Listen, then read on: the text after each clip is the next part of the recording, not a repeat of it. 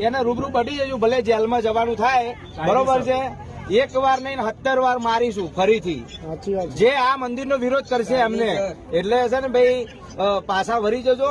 સમાજનું સારું કામ થતું હોય તો થવા દેજો, બરાબર છે. તમે કેટલા સારા કામ કર્યા છે અમને ખબર છે. તમે પેલા મંદિર બનવા દો, પછી તમારે 10 ધર્મશાળા બનાવીએ કે 10 સ્કૂલ બનાવી હશે ને તો બનશે. અને તમે એમ વિચારતા હોય કે સમાજનો મંદિરનો પૈસો કોઈ આગો પાછો, તો કોઈના બાપની જાગીર નથી આ ધર્મશાળા. આ સમાજની જગ્યા કોઈના બાપની જાગીર નથી, તો અહીંયાનો પૈસો કોઈ લઈ જશે. સમાજના જ વિકાસ માટે પૈસો યુઝ કરવાનો છે. સમાજના જ વિકાસ માટે પૈસો યુઝ થશે. કોઈના બાપની જાગીર નથી કે મંદિરનો પૈસો કોઈ અહીંયાથી લઈ જઈ શકે. એટલે તમારે બધાને અત્યાર સુધી જે અવાજ નથી ઉપાડ્યો, અત્યારે કિરણભાઈ ઉપાડ્યો છે, તો બધાને જ સપોર્ટ કરવાનો છે ભાઈ, સપોર્ટ કરવાનો છે.